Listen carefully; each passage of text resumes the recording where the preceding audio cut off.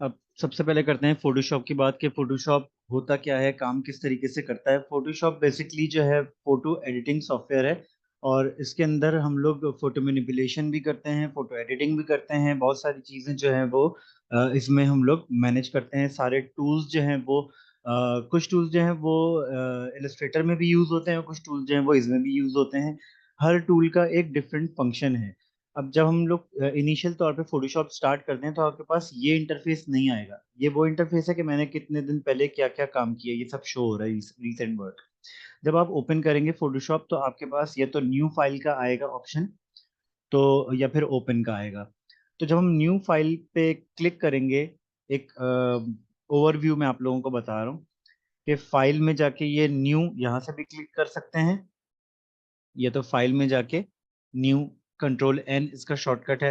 ये तो हम यहाँ से भी हम लोग कर सकते हैं, या फिर हम लोग जो है यहाँ पे जो एक ऑप्शन आता है कि न्यू फाइल, ये दो चीजें होती हैं कि न्यू फाइल या फिर ओपन। जब आप फोटोशॉप पहली बार ओपन करते हैं तो आपके पास दो ऑप्शंस आते हैं, या तो ओपन का या तो न्यू फाइल का। अब न्यू फाइल पे जब मैं क्लिक करूंगा तो ये हमारा इंटरफेस इनिशियल स्टेज पे स्टार्ट होने लगा है कि आप कौन सा किस डायमेंशन पे कोई आर्टवर्क बनाएंगे या कोई एडिटिंग करेंगे। ये बेसिकली डायमेंशन है, साइजेस है। साइजेस से मुराद ये है कि जैसे आपने देखा होगा कि डिफरेंट पेजेस होते हैं। A4 साइज का अलग पेपर होता है और A3 अलग होता है, B5 अलग होता है। यूजली प्रिंटिंग के लिए जो हम लोग यूज करते हैं वो A4 साइज पे प्रिंट निकलवाते हैं, और A4 का हाफ भी होता है। ये सारे अलग अलग डायमेंशन है। ये कस्टम है, यानी कि आप अपने हिसाब से इसको सेट कर सकते हैं। यहाँ की अगर हम बात करें, ये जो प्रीसेट्स हैं, प्रीसेट की डिटेल्स क्या है, ये मैं थोड़ा सा इसका ओवरव्यू दूंगा। जब भी कोई प्रोजेक्ट किसी नई चीज से स्टार्ट करना होता है, यानी कि अगर हम कोई नई डायमेंशन से स्टार्ट करने लगे हैं कि कौन कौन सा पेपर हमें यूज करना चाहिए, ये बेसिकली साइजेस है। अब या तो आप ये बाय डिफॉल्ट जो इन्होंने साइजेस गिवन है ये पिक्सेल्स में गिवन है, यहाँ पे नजर आ रहा है पिक्सेल्स। पिक्सल क्या है? पिक्सल मेजरिंग एलिमेंट है। जैसे फॉर एग्जांपल इंचेस में मेजर करते हैं, सेंटीमीटर में मेजर करते हैं, मिलीमीटर में मेजर करते हैं, पॉइंट्स में मेजर करते हैं, पिकास में मेजर करते हैं और पिक्सेल्स में मेजर करते हैं। पिक्सल की डेफिनेशन ये है कि a lot of different pixels, जो छोटे छोटे डॉट्स होते हैं, उनको मिला के एक पिक्चर बनती है। Those tiny dots are called pixels. ठीक है, इसी सर तरीके से। Excuse me. जी जी बोलें। सर वो उम्मी हमजा वो कह रही हैं कि ना उनको आवाज नहीं आ रही। ठीक है, आप रीजॉइन कर लें, क्योंकि मेरा तो म्यूट भी। रीजॉइन करें, आप उनको बोलें रीजॉइन कर लें, अगर उनको आवाज नहीं आ रही है तो रीजॉइन कर लें।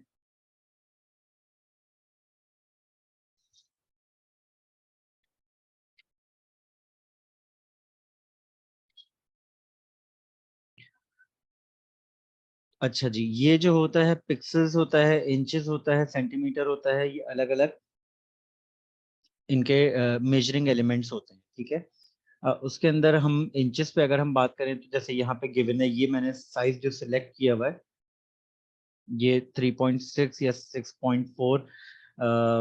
अच्छा, आप ग्रुप पे मैसेज कर दें एक ड्रॉप फरत के, अगर किसी को आवाज़ नहीं आ रही तो वो रीजॉइन कर सकते हैं।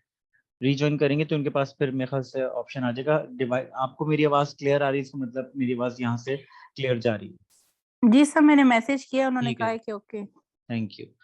यहाँ पे पिक्सेल्स है, इंचेस है, सेंटीमीटर है। हम यूजली जो काम करते हैं या तो वो पिक्सेल्स में करते हैं या फिर हम इंचेस में करते हैं। पिक्सेल्स में इस वजह से करते हैं काम क्योंकि ये जो वैल्यू होती है ना, ये विड्थ है और ये हाइट है। यहाँ पे जो वैल्यू होती है 1080 बाई 1920, ये स्पेसिफिक साइजेस गिवन होते हैं इंटरनेट पर। जैसे सोशल मीडिया के बहुत सारे साइजेस होते हैं, मैं आप लोगों को बताता हूँ।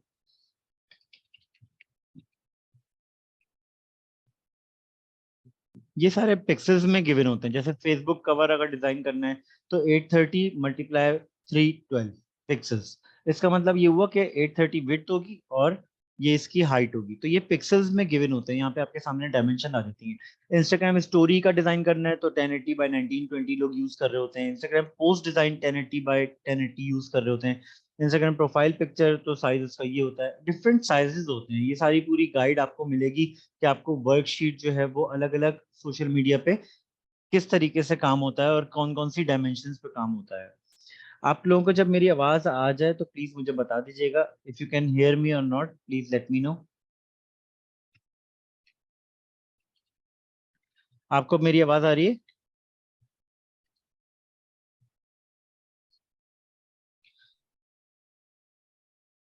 अच्छा, ये अलग अलग डायमेंशंस जो है इनकी बताई हुई हैं, आप सर्च भी कर सकते हैं सोशल मीडिया के लिए। कितने डिफरेंट इन्होंने पिक्सेल्स पे हम लोग डिजाइन करते हैं। यूजली जो भी सोशल मीडिया के हवाले से बात हो रही होती है, यानी कि फेसबुक पे अलग साइजेस होते हैं, इंस्टाग्राम के अलग साइजेस होते हैं, तो साइजेस जो यहाँ पे मेजर होते हैं ना, वो पिक्सेल्स में मेजर होते हैं। ठीक है, ये तो हो गई इसकी बात।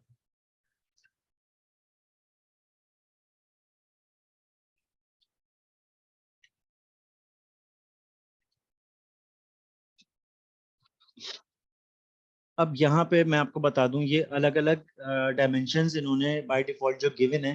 फोटो, अगर इस पे क्लिक करूंगा ये अलग अलग टैब है। ठीक है, ये अलग अलग टैब है, जैसे ये अलग टैब है, इसमें अलग अलग डायमेंशंस हैं। प्रिंट, प्रिंट पे अगर जाएंगे तो ये अलग अलग डायमेंशन है। जैसे मैंने बात की कि अगर हम प्रिंट करवाते हैं कोई चीज तो यूजली लोग A4 साइज सिलेक्ट करते हैं।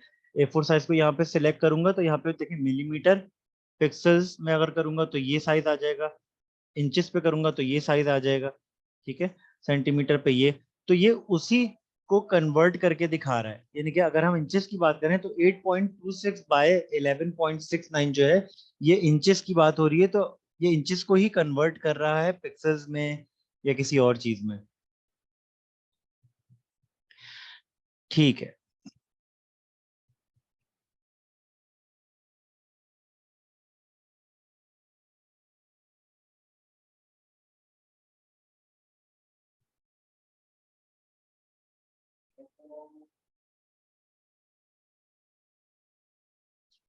ओके जी, यहाँ पे A4 साइज का अगर हम सिलेक्ट करेंगे तो यहाँ पे देखिए इंचेस है और सेंटीमीटर है, मिलीमीटर है, ये सारे आपको शुरू में इमेजिन करना होगा कि आप क्या डिजाइन करने चाह रहे हैं। यानी कि अगर कोई A4 साइज है तो वो किस तरीके से डिजाइन होगा, अगर A3 साइज है तो वो किस तरीके से डिजाइन होगा। अजान का ब्रेक ले लेते हैं, अजान हो जाए उसके बाद फिर मैं स्टार्ट करता हूँ।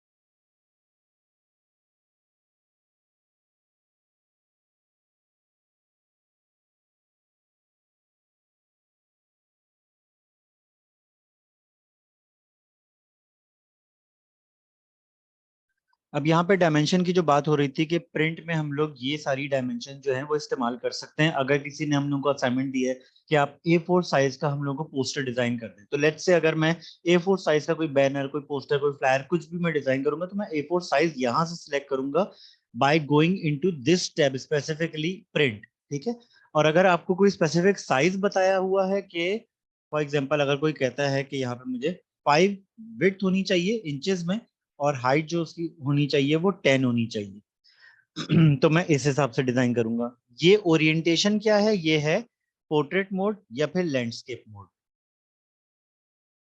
Let me zoom in for you.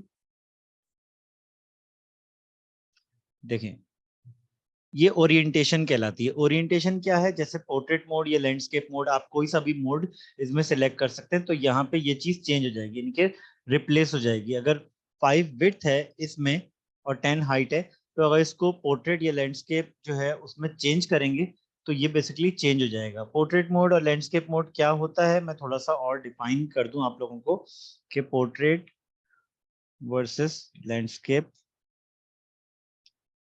का डिफरेंस क्या होता है। ये देखें, ये पोर्ट्रेट होता है। पोर्ट्रेट मतलब इस तरह स्ट्रेट फॉर्मेट में, ठीक है, और लैंडस्केप मतलब इस तरीके से। तो ये पोर्ट्रेट और ये लैंडस्केप का फर्क होता है इसमें। पोर्ट्रेट मोड, ये जो ओरिएंटेशन है बेसिकली ये यही है कि आपको पोर्ट्रेट मोड में चाहिए या फिर लैंडस्केप में चाहिए। ये पोर्ट्रेट मोड है, ये लैंडस्केप मोड है। तो जिसमें भी आपको सही लगे आप उसको सिलेक्ट करें यहाँ से ओरिएंटेशन। रेजोल्यूशन क्या होती है? रेजोल्यूशन ये होती है, रेजोल्यूशन बहुत जरूरी होती है फोटोशॉप के अंदर जब भी कोई चीज बना रहे हो। हमेशा याद रखिएगा, ये चीज कहीं नोट डाउन भी कर लीजिएगा कि जब आप कोई चीज काम कर रहे हो फोटोशॉप के ऊपर तो उसकी रेजोल्यूशन पे डिपेंड करेगी सारी चीज। रेजोल्यूशन ये होती है कि आपको किस हद तक वो चीज अच्छी क्वालिटी में नजर आए। अगर मैं रेजोल्यूशन 300 रखता हूँ, दैट इज फॉर प्रिंट। अगर हम कोई चीज प्रिंट करवाएंगे, यानी कि अगर कोई पोस्टर डिजाइन किया उसको मुझे प्रिंट करवाना है, तो मैं रेजोल्यूशन उसकी मिनिमम मैक्सिमम 300 रखूंगा, और इससे अगर कम तक जाएंगे तो 150 तक जाएंगे। यानी कि यहाँ पे रेजोल्यूशन अगर मैं 300 के बजाय 150 कर लूँ तब भी अच्छी रेजोल्यूशन होगी, लेकिन नॉट लेस देन 100। अगर आप 100 रेजोल्यूशन पे जाएंगे या 100 से कम, लेट्स से 75 रेजोल्यूशन पे जाएंगे या 72 रेजोल्यूशन पे जाएंगे, तो आपकी पिक्सेल्स जो है, यानी कि जो आपकी तस्वीर है या आपका जो आर्ट वर्क है, वो डिस्टॉर्टेड यानी कि फटा हुआ नजर आएगा। इसलिए हम लोग यूजली या तो 150 रखते हैं जब हम प्रिंट करवा रहे होते हैं। स्पेसिफिकली कोई चीज अगर प्रिंट के लिए आप डिजाइन कर रहे हैं तो उसकी रेजोल्यूशन रहेगी 150 पिक्सल्स पर इंच। इसको चेंज नहीं करेंगे, पिक्सल्स पर इंच रहने देंगे। मोड्स क्या होते हैं? कलर मोड्स इतने सारे होते हैं हमारे पास। आरजीबी कलर मोड होता है, grey scale, bit map, CMYK, lap colour. ये क्या क्या चीजें होती हैं? हम यूजली जो काम करते हैं वो तीन में काम करते हैं। ग्रे स्केल में, यानी कि ग्रे स्केल आपको पता है ब्लैक एंड व्हाइट को कहते हैं।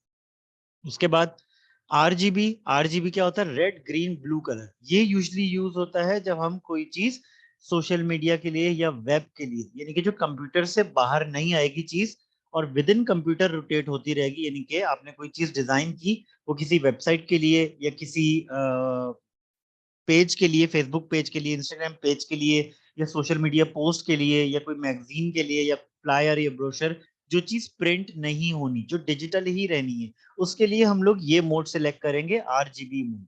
ये स्पेसिफिक, ये बात भी लिख लीजिएगा, बहुत इंपॉर्टेंट बात है कि RGB जो है हम लोग कब यूज करते हैं? जब हम लोग को कोई चीज सिर्फ डिजिटल रखनी होती है, प्रिंट नहीं करवानी होती। और अगर प्रिंट करवानी होती है कोई चीज, उसके लिए हम लोग रखते हैं CMYK। CMYK जब हम लोग रखते हैं, सियान, मैजेंडा, येलो एंड के मतलब ब्लैक। CMYK का मतलब होता है सियान, मैजेंडा, येलो एंड के मतलब ब्लैक। तो ये हम जब रखते हैं जब हमें कोई चीज स्पेसिफिकली प्रिंट करवानी होती है। हमेशा प्रिंट के लिए हम लोग CMYK रखेंगे। जब भी कोई चीज बनाने बैठेंगे, कोई तस्वीर एडिट करने बैठेंगे, अगर कोई चीज प्रिंट निकाल रहे हैं, तो हम लोग यहाँ पे रखेंगे CMYK, और इसके साथ साथ यहाँ पे रखेंगे 150 या फिर 300। तो आपकी अच्छी रेजोल्यूशन आएगी।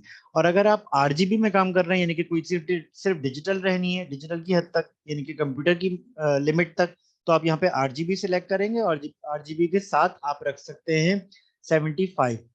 ये मैक्सिमम है, इससे बढ़ा भी सकते हैं, लेकिन इस इसकी जो रिलेशन है इसके साथ, रेजोल्यूशन और कलर मोड का एक रिलेशन है। इसका ये रिलेशन है कि अगर आप रेजोल्यूशन रखते हैं 100 से कम, यानी कि 75 या फिर 100 रखते हैं, तो उसमें रहेगा आरजीबी के साथ कनेक्शन रहेगा। लेकिन अगर आपने जू ही चेंज किया CMYK की तरफ, तो यहाँ पे फिर रेजोल्यूशन भी बढ़ानी पड़ेगी 300।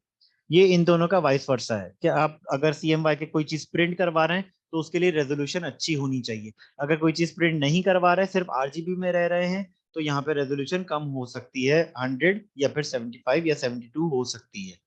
तो अभी फिलहाल मैं 75 रख रहा हूँ और यहाँ पे RGB कलर रख रहा हूँ।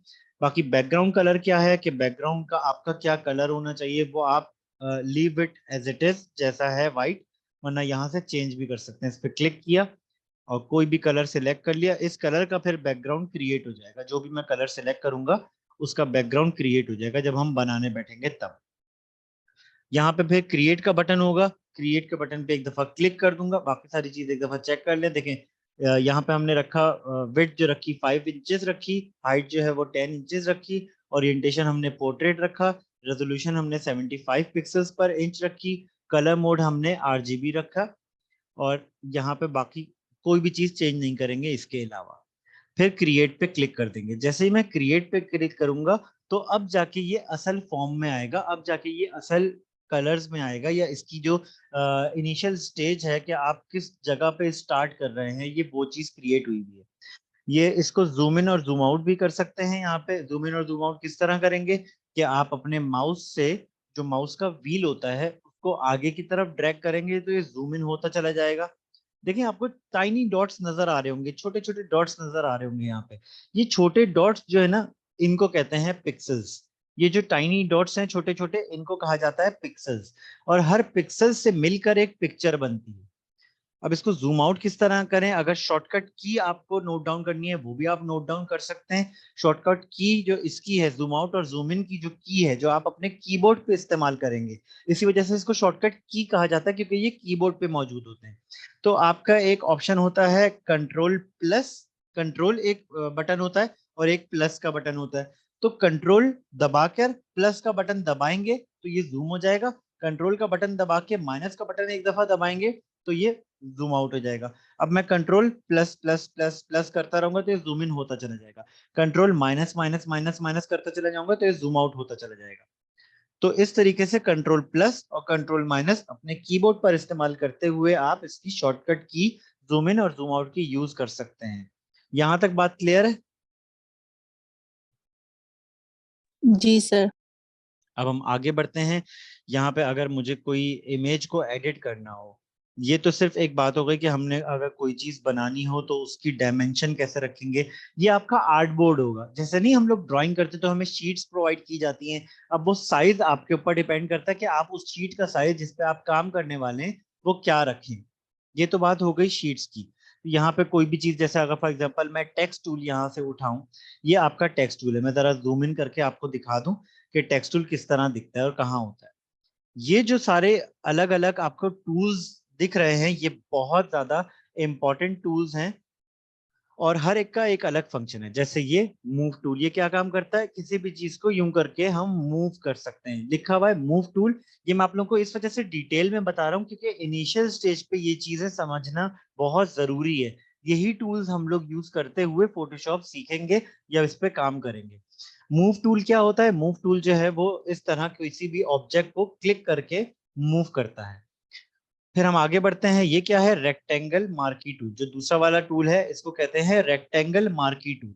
रेक्टेंगल मार्की टूल में कोई भी चीज हम लोग स्पेसिफिकली सिलेक्ट कर सकते हैं, यानी कि इसकी सिलेक्शन बना दी, किसी और जगह की सिलेक्शन बना दी।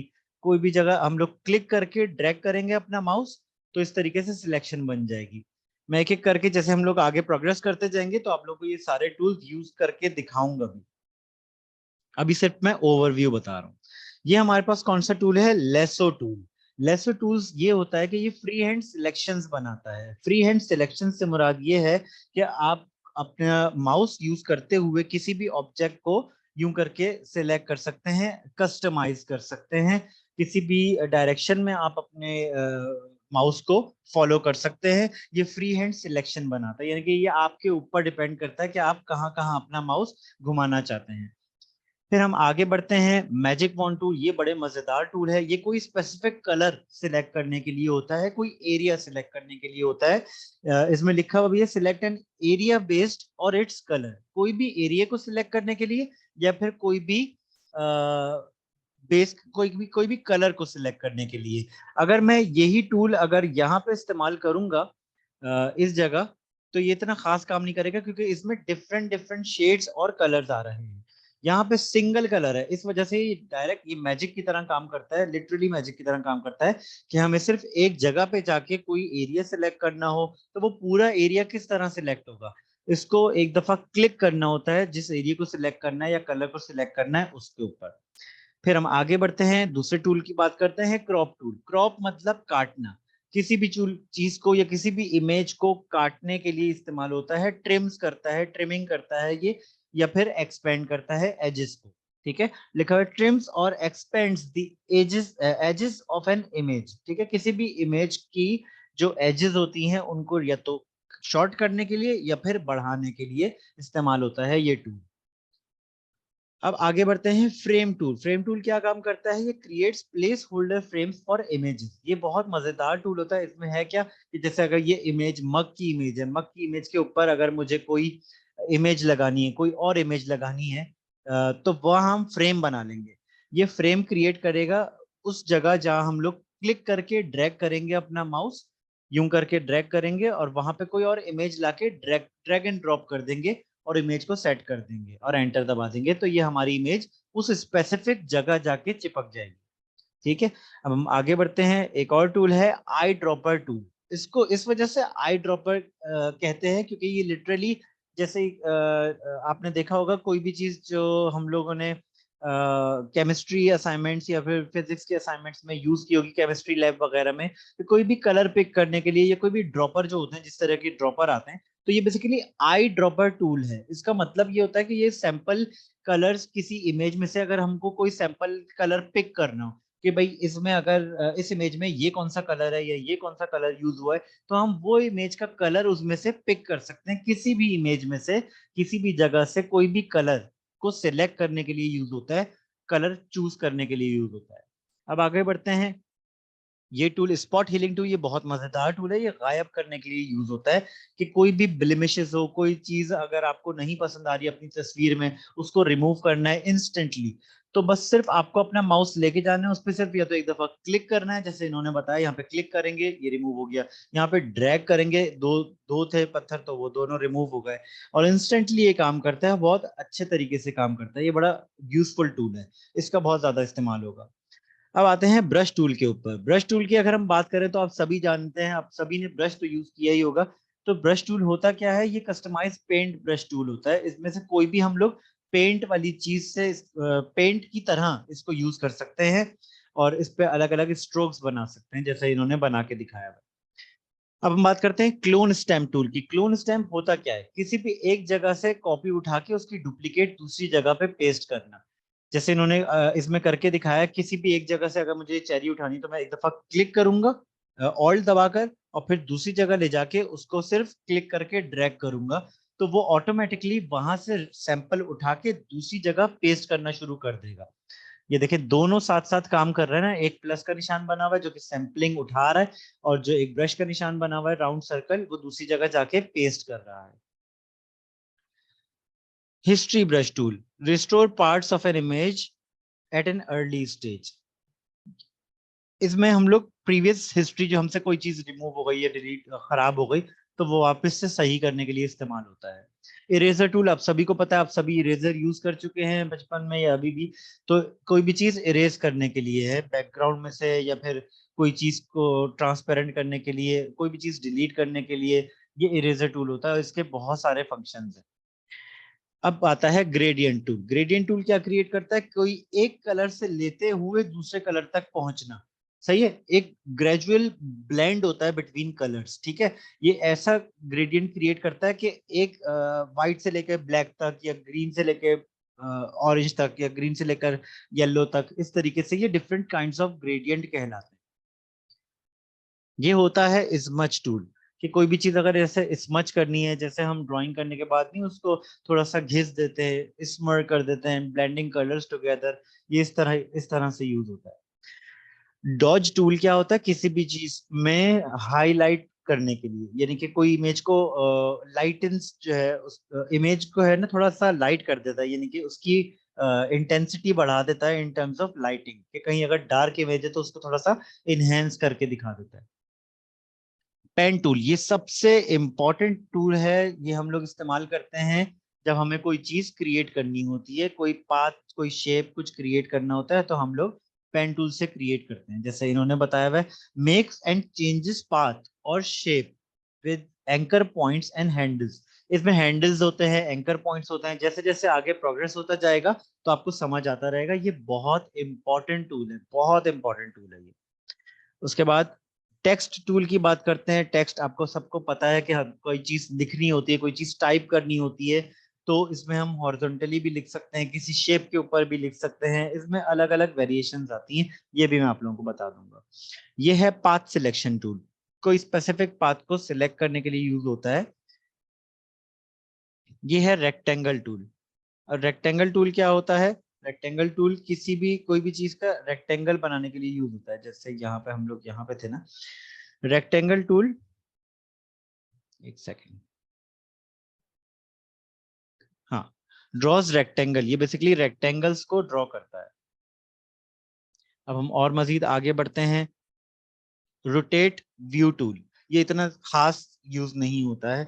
ये जूम टूल है किसी भी चीज को जूम करने के लिए, जूम आउट करने के लिए। बाकी ये एडिट टूल बार है, इसके अंदर हम लोग इस चीजों को आगे पीछे भी कर सकते हैं। और ये होता है फोरग्राउंड कलर, और जो नीचे वाला है उसको बैकग्राउंड कलर कहते हैं। जो चीज आगे होती है उसको फोरग्राउंड कहते हैं, जो चीज पीछे होती है उसको बैकग्राउंड कहते हैं। अब बैकग्राउंड जैसे मेरा यहाँ पे इस वक्त रेड हुआ है, तो अगर मुझे बैकग्राउंड चेंज करना हो तो मैं पहले इसको सिलेक्ट करूंगा कि इस मुझे कौन सा कलर जो है वो चेंज करना है या फिर लगाना है, और उसके हिसाब से अपना फोरग्राउंड बैकग्राउंड चेंज करूंगा। यहाँ तक सब चीज समझ में आई, सब क्लियर है यहाँ तक? जी सर। अच्छा, हमजा आपको अभी भी आवाज नहीं आ रही है, आ रही है? आ रही है। आ रही है वो ना? मैंने अभी ज्वाइन किया तो हो गया। जी जी, थैंक यू। अच्छा जी, अब बाकी जो मिस आउट हो गया वो आप रिकॉर्डिंग लेक्चर से देख लीजिएगा। जैसे अभी यहाँ पे मैंने गलती से क्या किया कि मैंने टूल बार का जो क्रॉस बना हुआ रहा था उस पे क्रॉस कर दिया, तो वो बंद हो गया टूल बार। अब टूल बार पूरे इसमें कहीं भी मुझे नजर नहीं आ रहा। तो उसके लिए क्या करें, अगर कोई चीज गायब हो जाए या गलती से बंद हो जाए, जैसे फॉर एग्जाम्पल ये लेयर्स पैनल है, ये बहुत इंपॉर्टेंट होता है। इसको मैं अगर बंद कर देता हूँ, क्रॉस कर देता हूँ, तो ये गायब हो गया। अब ये दोबारा विजिबल कैसे होगा? अगर कोई भी चीज यहाँ से गायब हो जाए तो आपको करना ये है, simply go to Windows, workspace, यहाँ पे एसेंशियल्स हुआ हुआ होगा, रीसेट एसेंशियल्स कर दीजिएगा। रीसेट एसेंशियल्स करेंगे तो आपके पास बहुत सारी चीजें आ जाएंगी, और ये है इसका रियल फेस। फोटोशॉप का रियल फेस ये होता है। अब मैं आप लोगों को इनिशियल स्टेज पे बहुत सारी जो इंपॉर्टेंट नॉलेज वाली चीजें, जो बेसिक वाली चीजें हैं, वो मैं बताने जा रहा हूँ। इसमें करते क्या है हम लोग, एक सेकेंड। हाँ, अगर कोई चीज हम लोग खोलेंगे फोटोशॉप के अंदर, जैसे कोई फोटो मुझे खोलनी है, तो मैं क्या करूंगा, दो तरीके हैं। ये तो आप यहां से जाके कंट्रोल ओ करेंगे, कंट्रोल ओ, जिसका मतलब है कि आप कोई चीज ओपन करने जा रहे हैं इसके अंदर फोटोशॉप में। या फिर हम लोग जाएंगे, जैसे मेरे पास कोई पिक्चर पड़ी हुई है तो मैं खोल के दिखाऊंगा आपको। जैसे मेरे पास ये पिक्चर पड़ी हुई है, ठीक है, अगर मुझे इसको, ये चले इसको खोलना है, ठीक है, इसको मुझे फोटोशॉप पे खोलना है, तो मैं क्या करूंगा, इसके भी टोटल तीन तरीके हैं। एक तरीका ये, जैसे ये फोल्डर है, इसमें बहुत सारी पिक्चर्स पड़ी हैं। अब मुझे कोई एक पिक्चर खोलनी है, जैसे ये, इसको मैं क्लिक करके मैंने ड्रैग किया और फोटोशॉप के आइकन पे रखते हुए, और मैंने अपना माउस नहीं छोड़ा अभी तक, लेके आ रहा हूँ, लेके आ रहा हूँ, देखे साथ में प्लस कॉपी का निशान बना हुआ है, ठीक है, यहाँ पे लाके इसके बराबर में यहाँ पे जाके छोड़ दिया, तो ये ऑटोमेटिकली मेरी पिक्चर जो है वो खुलना शुरू हो जाएगी। ये चीज समझ में आई कि हमने किस तरह खोला? दूसरा तरीका ये है कि आप जाएंगे यहाँ पे फोटो, जो भी आपका फोल्डर होगा, जो इमेज आपको खोलनी है, तो मैं ये वाली इमेज खोल के दिखाता हूँ। राइट क्लिक करेंगे कोई भी इमेज को, राइट क्लिक करेंगे, ओपन विद लिखा हुआ होगा, ओपन विद, और फिर ये देखिएगा एडोबी फोटोशॉप। मेरे पास तो इतने सारे सॉफ्टवेयर इंस्टॉल हुए हैं, आपके पास कम हुए हुए होंगे, तो आपके पास एडोबी फोटोशॉप आराम से दिख जाएगा। और याद रखिएगा 2022 वर्जन यूज करें, वो ज्यादा उसमें इफेक्ट ज्यादा है। एडोबी फोटोशॉप पे क्लिक किया, ये इमेज और खुल गई। अब ये याद रखिएगा, ये एक टैब ये रहा, ये स्विच कर सकते हैं टैब्स के बिटवीन। ये दूसरा टैब है, जैसे नहीं फोल्डर्स होते हैं या फिर कोई तस्वीरें होती हैं, तो एक तस्वीर से दूसरी तस्वीर में स्विच करने के लिए ये अलग फोल्डर पे खुला हुआ है, यानी कि ये एक अलग तस्वीर खुली हुई है, यहाँ पे इसकी अलग तस्वीर की चीजें आ रही हैं बनी हुई, सही है, उसकी डायमेंशन भी लिखी हुई आ रही है। यहाँ पे क्या आ रहा है, यहाँ पे ये पिक्चर है, ये यहाँ पे इसकी अलग फोल्डर यहाँ पे बना हुआ आ रहा है। ये एक अलग है जो मैंने आर्ट बोर्ड खोला था। ये चीज समझ में आई कि स्विचिंग बिटवीन द इमेजेस, कि अगर एक से ज्यादा तस्वीरें खोलनी है, जैसे और खोल के दिखा देता हूं मैं, कि जैसे ये इमेज है, राइट क्लिक किया, ओपन विद एडोबी फोटोशॉप, तो ये एक और खुल गई यहाँ पे इमेज। ये बात समझ में आई कि किस तरीके से एक इमेज, फिर दूसरी इमेज, फिर तीसरी इमेज, फिर चौथी इमेज, ये चीज समझ में आई, स्विचिंग बिटवीन द इमेजेस। आप लोगों का मुझे फीडबैक चाहिए होगा। जी सर। जी हमजा, आपको समझ में आ रहा है? जी समझ आया। ठीक है, ग्रेट। अब हम आगे बढ़ते हैं और मजीद। अगर मुझे कोई पिक्चर को क्रॉप करना है, ये चले आप लोगों को शुरू से ये वाले टूल्स में बताता हूँ। ये मूव टूल था ना सबसे पहला टूल। अब मूव करने के लिए अगर मैं इसको मूव करूंगा, ये अभी फिलहाल मूव नहीं होगी, क्यों? क्या लिखा हुआ है मेरे पास, the currently selected layer is a background layer. You cannot move a background layer or change its stacking order, blending mode or opacity. However, you can convert it to a normal layer and then change any of these attributes. ठीक है, अब इसको फिलहाल cancel कर देते हैं। जब भी कोई इमेज फोटोशॉप पे खोलें, सबसे पहला काम आपको जो करना है, लेयर पैनल की तरफ देखना है। यहाँ पे लेयर पैनल यहाँ होता है राइट साइड। लेयर पैनल की तरफ देखते हुए आपको करना क्या है कि आपको इसका यहाँ पे लॉक बना हुआ होगा। मैं जूम करके दिखाता हूँ। ये देखें साइड में छोटा सा लॉक बना हुआ है, इसको एक दफा अनलॉक करना है। अनलॉक किस तरह करेंगे, एक दफा इस पे क्लिक कर देंगे तो ये हो गई unlock. Now you can do anything with this image, वरना ये लॉक्ड हुई भी खुलेंगी इमेजेस। ठीक है, ये एक बेसिक चीज है। जब भी कोई इनिशियल स्टेज पे कोई तस्वीर खोलें तो आपसे कोई काम उस पर जब तक नहीं होगा जब तक आप पहला काम ये करेंगे कि उसके लेयर पैनल, ये रहा लेयर पैनल, ये लेयर्स लिखा हुआ है लेयर्स, ये काइंड लिखा हुआ है, नॉर्मल, ओपेसिटी, फिल, ये लेयर बनी हुई है, लेयर 0 लिखा हुआ है। जो भी आपकी सबसे नीचे वाली लेयर होगा उसको ये नाम देगा लेयर 0, क्योंकि वो सबसे इनिशियल स्टेज पे है। यहाँ तक बात समझ में आई कि लेयर्स किस तरीके से देखते हैं, यहाँ पे कौन सी लेयर है को। फिर यहाँ तक बात समझ में आई हमजा, फरहद? जी जी सर। अब लेयरिंग की जहाँ पे बात हो रही है तो मैं लेयर्स का आपको बता दूं, थोड़ा सा ब्रीफ कर दूं। लेयर्स में होता ये है कि ये हमारा लेयर पैनल है। इसको मैंने यहाँ से उठा के यहाँ कैसे लेके आ गया, आप किसी भी चीज को इसमें से निकाल के बाहर लेके आ सकते हैं to have a greater look on it. यानी कि बहुत जूम करके कोई चीज देखनी है या फिर कोई चीज अलग से आपको समझ में नहीं आ रही कि भाई यहाँ कहाँ जाए, इतने सारे ऑप्शंस हैं, कंफ्यूज हो रहे हैं, तो इस लेयर पैनल के ऊपर क्लिक करते हुए इसको ड्रैग करते हुए यहाँ पे ले आए साइड में, ताकि आपको पता चले कि हाँ ये लेयर पैनल है, इस पे मैं काम कर रहा हूँ, तो इस पे वर्किंग यहाँ पे लेयर पैनल पे काम होगा और यहाँ पे साथ साथ इसकी चेंजेस होती रहेंगी। यहाँ पे अगर मैं जूम इन करके दिखाऊं तो यहाँ सबसे नीचे देखें एक प्लस का निशान बना हुआ है। सही है, क्या लिखा हुआ है, क्रिएट अ न्यू लेयर। सबसे पहले तो एक बिन बना हुआ है उसको छोड़ दें, जो डस्टबिन बना हुआ है उसको छोड़ दें। यहाँ पे लिखा हुआ है क्रिएट अ न्यू लेयर।